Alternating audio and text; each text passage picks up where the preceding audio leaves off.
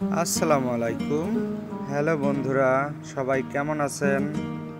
তো ভিডিওর ক্যাপশন দেখে বুঝতে পারছেন আজ আপনাদের দেখাতে চলেছি নতুন একটি জায়গা।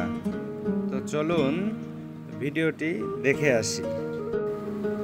এই সেই গাজী কালু ও চম্পাবতীর মাজার সম্পর্কে কিছু কথা না বললেই নয়। তো দেখতে পাচ্ছেন আমরা কিন্তু ঝিনাইদহ জেলার কালীগঞ্জ উপজেলার বারোবাজার ইউনিয়নের বাদুরগাছা গ্রামে মুসলিম দরবেশ গাজীর প্রেমে পড়েছিলেন হিন্দু রাজার মেয়ে চম্পা। এই চম্পাবতীর প্রেমে পড়ে মুসলিম দরবেশ গাজী তার ভাই কালুকে সাথে নিয়ে আজ থেকে প্রায় ২৫০০ বছর পূর্বে এসেছিল চাঁপাইনগর তথা আজকের বারোবাজার। প্রাচীনকালে যাদের অত্যাধিক ক্ষমতা ছিল, যার প্রভাবে বাঘে কুমিরে এক ঘাটে জল খেত, সেই গাজী কালু চম্পাবতীর মাজারে আজকে চলে এসেছি। মুসলিম দরবেশ গাজীর প্রেমে পড়েছিল হিন্দু রাজার মেয়ে চম্পাবতী। দুই ধর্মের দুই মানুষের এ প্রেমে পড়াই হয়েছিল কাল, হয়েছিল যুদ্ধ। গাজী কালু চম্পাবতীকে নিয়ে তৈরি হয়েছে সিনেমা, যাত্রাপালা, গল্প, কবিতা। প্রচলিত আছে বিরাটনগরের রাজা ছিলেন সেকেন্দার শাহ।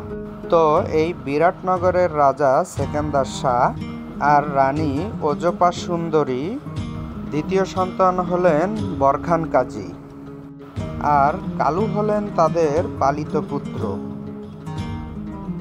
অর্থাৎ কালু গাজীর আপন ভাই না, কিন্তু তাদের মধ্যে এতটাই মিল ছিল যে কালু গাজীকে খুব ভালোবাসতেন এবং গাজীও কালুকে খুব ভালোবাসতেন। একে অপরের মধ্যে ছিল প্রচুর ভাব। একসময় রাজা রানী প্রাপ্তবয়স্ক গাজীকে রাজ্যভার দিতে চাইলেন, কিন্তু গাজী রাজ্যভার না নিয়ে পালিত ভাই কালুকে সাথে নিয়ে পালিয়ে যান সুন্দরবনে। রাজ্য শাসনে মোটেও মন ছিল না গাজীর। এর থেকে বনে বাজারে ঘুরে বেড়ানো ও আধ্যাত্মিক জ্ঞান লাভ করা ছিল তাদের কাছে পরম আনন্দের। এই সময়টাতে গাজী ও কালু বহু মানুষের উপকার করেন। জনশ্রুতি আছে গাজী ও কালুর আধ্যাত্মিক ক্ষমতা এতটাই ছিল যে তাদের ক্ষমতা বলে বাঘ ও কুমিরকে এক ঘাটে জল খাওয়াতে পারতেন। পরবর্তীতে গাজী কালু এমনই সুনামধন্য হলেন যে এমনকি এখনও সুন্দরবনের হিন্দু ধর্ম অবলম্বীরা বনদেবীর পরিবর্তে যাদের পূজা করে থাকেন তাদের মধ্যে গাজী কালু অন্যতম। অন্যদিকে চম্পাবতী ছিলেন হিন্দু সামন্ত রাজা মুকুট রায়ের মেয়ে। মুকুট রায় ছিলেন তখনকার সময় বেশ প্রতাপশালী রাজা, যার রাজ্য ছিল দক্ষিণে সুন্দরবন ও পশ্চিমে হুগলি পর্যন্ত বিস্তৃত। চম্পাবতী ছিলেন অপরূপ রূপসী। চম্পাবতীর এতটাই রূপ ছিল যে প্রথম দেখাতে চম্পাবতী ও শাহ গাজী দুজন দুজনের প্রেমে পড়ে যায়, ভুলে যায় তাদের জাত, ধর্ম, স্থান, কাল সব কিছুই। তাদের প্রেম কাহিনীও একদিন জেনে যায় রাজা মুকুট রায়।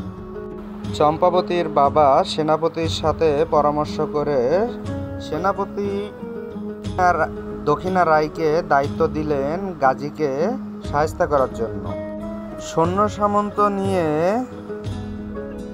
দক্ষিণা রাও এলেন গাজী ও কালুকে ধরার জন্য। তো এক পর্যায়ে গাজী কালুর কাছে পরাস্ত হয়ে ইসলাম ধর্মে দীক্ষা নিলেন। আমি আপনাদেরকে গ্রিলের ছোট্ট ফাঁকা দিয়ে দেখানোর চেষ্টা করছি।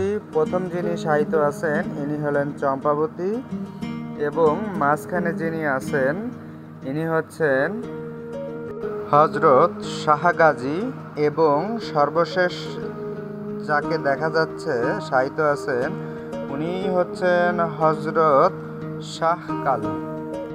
পরবর্তীতে গাজী ও কালুর সাথে মুকুট রাজার বিশাল এক যুদ্ধ হয় এবং সেই যুদ্ধে গাজী কালু বিজয় লাভ করে এবং চম্পাবতীকে তাদের সাথে করে নিয়ে আসে।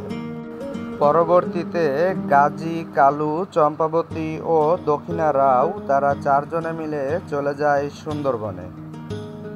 সেখানেই থাকতে শুরু করে এবং তারা চারজনে মিলে ধর্মের প্রচার করতে থাকে। তারা এতটাই ধর্মের বাণী প্রচার করেছিল যে ধীরে ধীরে গাজী পীর বা লোকজ দেবতা হিসেবে পরিচিতি লাভ করে। আমার ভিডিওটি যদি আপনাদের ভালো লেগে থাকে তো অবশ্যই সাবস্ক্রাইব করতে ভুলবেন না এবং উৎসাহ দিবেন যাতে এ ধরনের নতুন নতুন আরও ভিডিও আপনাদেরকে উপহার দিতে পারি। বিভিন্ন জায়গায় ধর্ম প্রচার করতে করতে একসময় তারা এসে পৌঁছায় এই 12 বাজারের ছাপাইহাটি গ্রামে, আর এখানেই তারা থাকতে শুরু করে এবং এখানেই তারা শেষ নিঃশ্বাস ত্যাগ করে। ভিডিওর মাঝে আমি একটি দিঘি দেখিয়েছি আপনাদেরকে, সেটি হচ্ছে শ্রীরাম রাজার ঐতিহাসিক দিঘি। এই মাজারে কিন্তু সেনাপতি দক্ষিণা রাওয়ের সমাধিও আছে।